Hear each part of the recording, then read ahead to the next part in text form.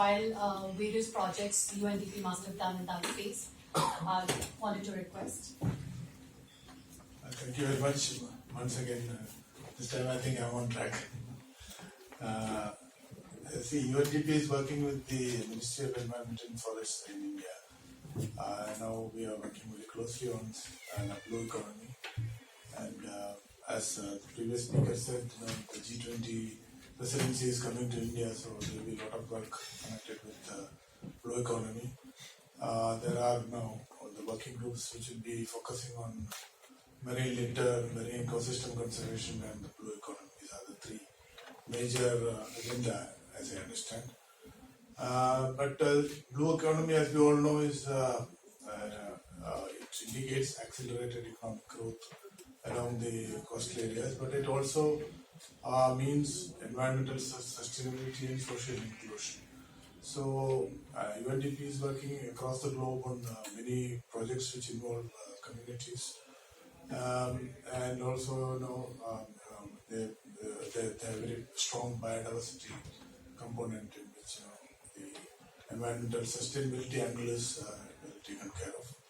So in India we find that now the industries which are there in this, with due respect to everyone who is assembled here, is not really catering to the second and third part. Accelerated growth, everybody is interested, but at the same time, environmental sustainability is treated more often like a necessary evil, and social inclusion is just mostly superficial and peripheral. Attention is paid to that.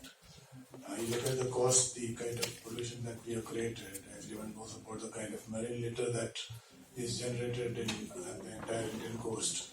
Honorable Prime Minister has now started focusing on this, and in the LIFE program also there is a lot of focus on the marine litter, because it's all about environmental sustainability. And of course there are the way we harness the potential of the oceans. Most of the focus is on the territorial waters, but there is a whole lot of potential out there, and that can be explored with due consideration to the conservation aspects. So in India, if I take a couple of examples, I was working in Maharashtra sometime. I was in the Indian Forest Service till recently. So I was heading a project called mainstreaming marine biodiversity into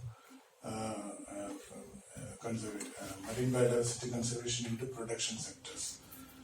This was in Sindhudurg district.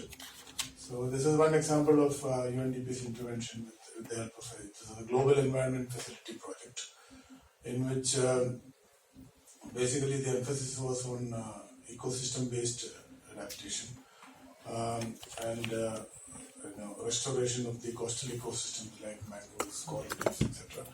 But at the same time, there was a very strong livelihood component.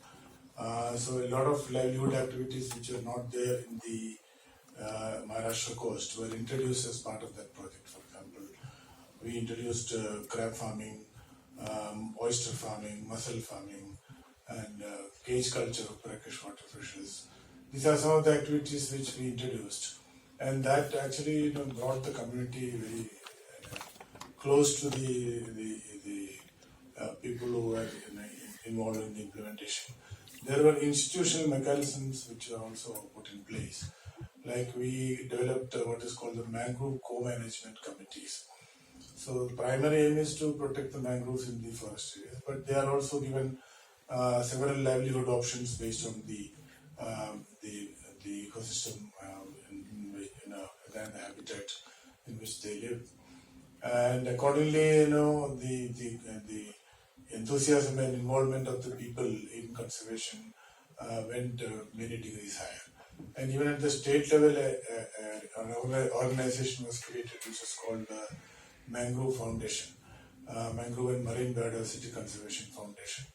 And this foundation actually got a lot of help from the industry also. That's a model which I think other states also can emulate, because there were large projects like the Mumbai Trans Harbour Link, the Navi Mumbai Airport, and then there was the bullet train project and coastal road. All these had some kind of impact on the coastal environment of Maharashtra. But they all contributed to the building up of a corpus fund for the Mangrove and Marine Biodiversity Conservation Foundation, or in short, Mangrove Foundation. So through their contribution, now that foundation has got a corpus of about 526 crores, which means that it is independent of the budgetary support from the government. So it can run programs on its own.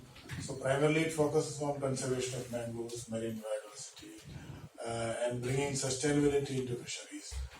Sustainability means introduction of things like square mesh net to reduce the juvenile catch, then bringing awareness among the fishermen about reducing the incidents of abandoning nets in the sea, which are called ghost nets, which become traps for the marine animals, and some activities like coral transplantation.